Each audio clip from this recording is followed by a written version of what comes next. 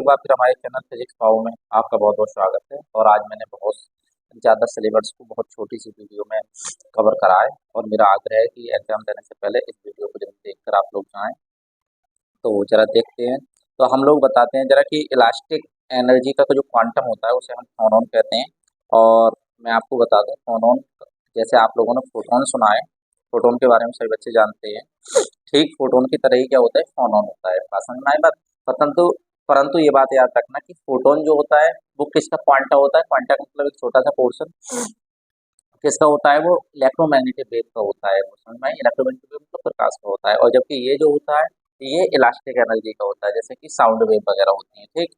दूसरी बात कहते हैं फोनॉन जो पालन करता है, वो याद रखना बोस-आइंस्टीन स्टैटिस का पालन करता है। आप लोगों ने 3 स्टैटिक्स पढ़ी होंगी, उनमें जो बोस-आइंस्टीन स्टैटिस है उसका ये पालन करता है। और एक बात बता दूं, स्पिन होती है, इसका जो चक्रण होता है वो कितना होता है, 0 होता है। समझ में आई बात। और याद रखना जो पार्टिकल्स बोस-आइंस्टीन स्टैटिस का पालन करते हैं वो क्या कहलाते हैं, आप लोग सभी जन जानते हो। कहलाते हैं वो लोग, वो हाँ बोसॉन पार्टिकल कहलाते हैं। तो यहाँ पे फोनॉन जो कैसा पार्टिकल है, बोसॉन पार्टिकल है। ठीक है।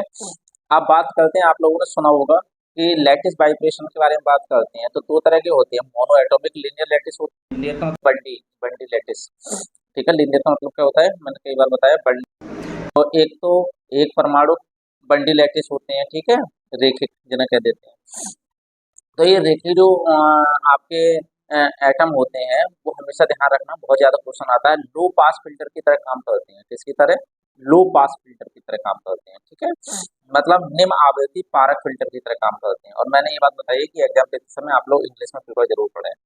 दूसरा याद रखना, जब टेम्परेचर को हम इंक्रीज करते हैं तो इंसुलेटर जितने भी होते हैं उन सबका रेजिस्टेंस क्या हो जाता है, घटता है। और कंडक्टिविटी क्या हो जाएगी, बढ़ जाएगी।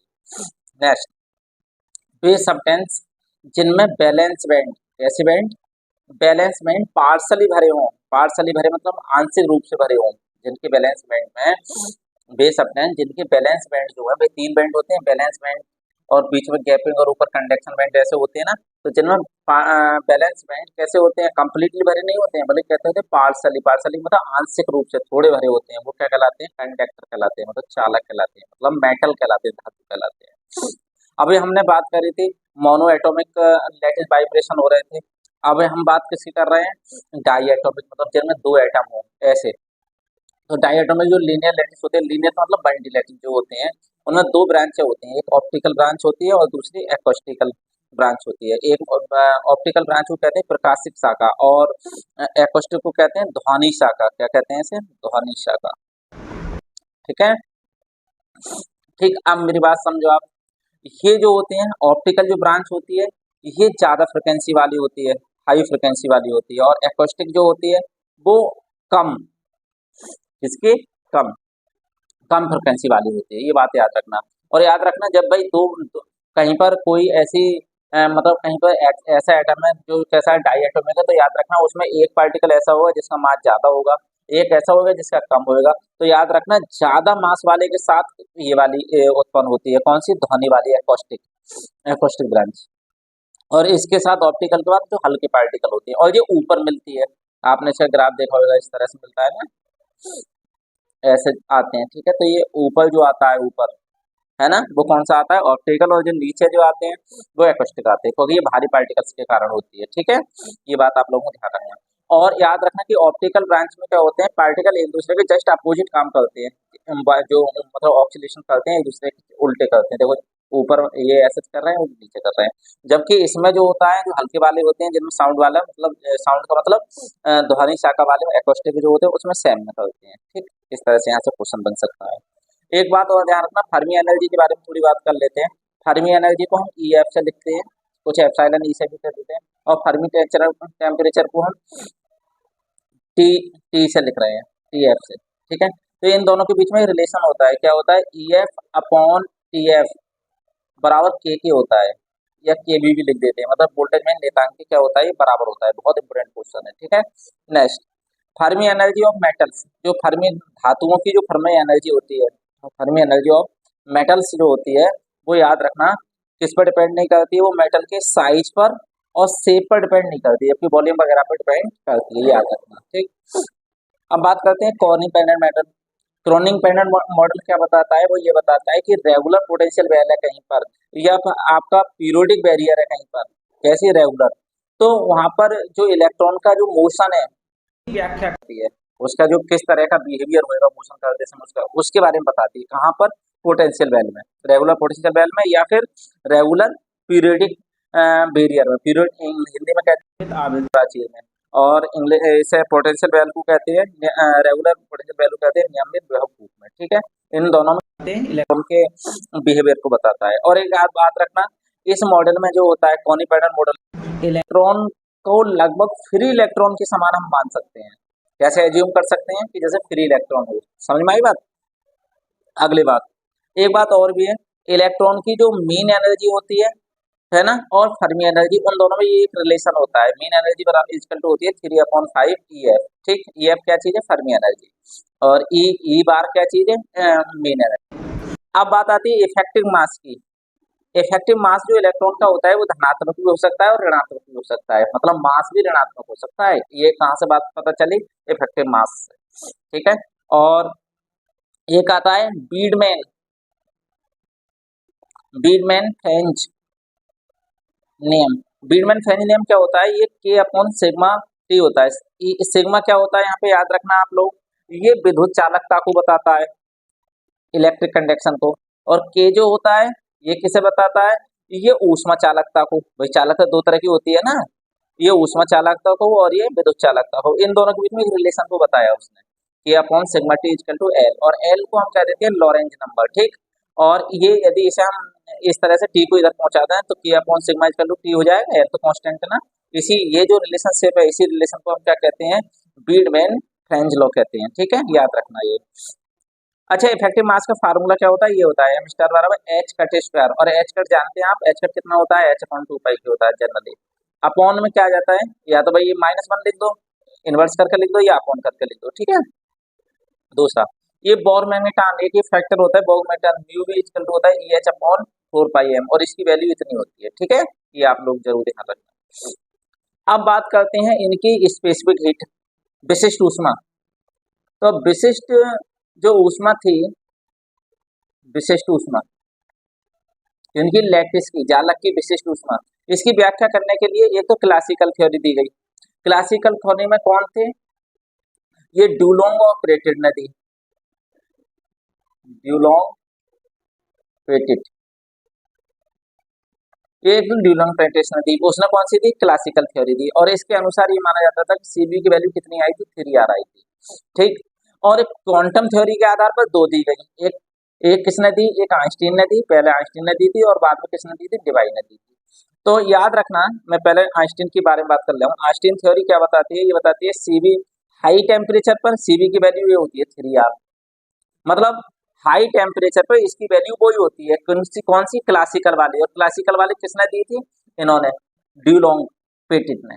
तो ड्यूलोंग पेटिट के बराबर ये वैल्यू आई। आइंस्टीन थ्योरी, क्वांटम थ्योरी भी क्लासिकल थ्योरी के बराबर ही आई, और क्लासिकल थ्योरी कितना दी? ड्यूलोंग के बराबर ही आई, सी बराबर 3R। ठीक है, और इसकी वैल्यू 6 केल्विन पर मोल ये होती है। ठीक है, दूसरी बात, हाई टेम्परेचर पर बात करें तो आइंस्टीन मॉडल के अनुसार जो आई वो थोड़ी सी क्या करती है? डिवाई मॉडल को तो फॉलो करती है, और ये इस तरह से आई, सीबी इक्वल टू, समझ में आई। और जबकि हमने एक्सपेरिमेंटली देखी वो आती है सीबी इक्वल टू T⁻³ के डायरेक्टली प्रोपोर्शनल आती है। तो आइंस्टीन इस बात को नहीं बता पाई। अब इस समस्या को जो दूर करा, इसे आइंस्टीन की इस समस्या को जो दूर करा वो करा किसने? डिवाई ने। अब आई डिवाई, डिवाई ने बताई। डिवाई का वही हाई टेम्परेचर पे तो वो सीबी इक्वल टू 3R, मतलब वही जो क्लासिकल रूल से आती है वही आई, मतलब ड्यूलॉग और पेटिट लॉ बराबर आई, परंतु हाई टेम्परेचर पे ये जो आई वो ये आई। ठीक है, मतलब सीबी इक्वल टू T⁻³ और इसे डिवाई का T⁻³ रूल भी कहते हैं। बात समझ में आई? ये और एक्सपेरिमेंटली देखते हैं तो भी यही आती है। बात समझ में आई? तो जो बेस्ट मतलब हाई लो टेम्परेचर पर जो बेस्ट मतलब एक तरह से डिफाइन करा गया, बेस्ट स्पेसिफिक हीट के बारे में डिफाइन करा, वो इन्होंने करा, किसने? डिवाई ने। ठीक है, मतलब यहाँ आइंस्टीन भी फेल हो गए थे। कहाँ पर? लो टेम्परेचर पर। ठीक, और ये ध्यान रखना है, यहाँ से क्वेश्चन आ जाते हैं।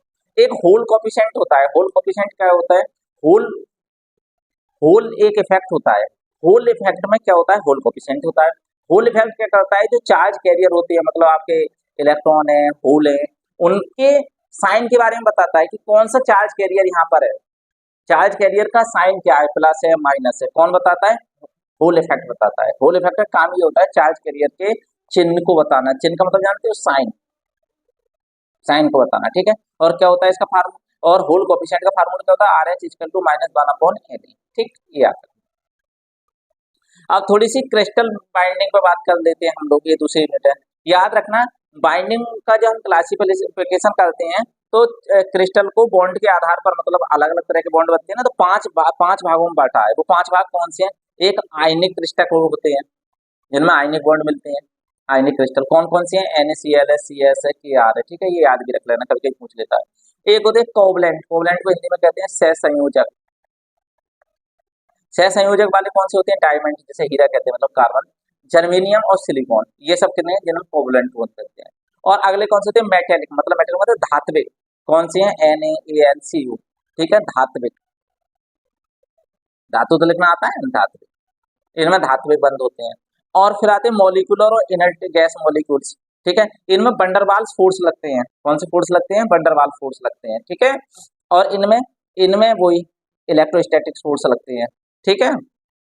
अब बात करते हैं हम किसकी, hydrogen bond, hydrogen bond, hydrogen bond जैसे H2 सॉलिड को मतलब जानते हैं, बर्फ, और HF, इनमें लगते हैं, ये हाइड्रोजन बॉन्ड लगते हैं, ठीक है। याद रखना सबसे ज्यादा वीक जो बॉन्ड होते हैं वो वंडरवाल्स बॉन्ड्स होते हैं, मतलब ये वाले कौन से, मॉलिक्यूलर वाले, मॉलिक्यूलर क्रिस्टल में पाए जाते हैं ये।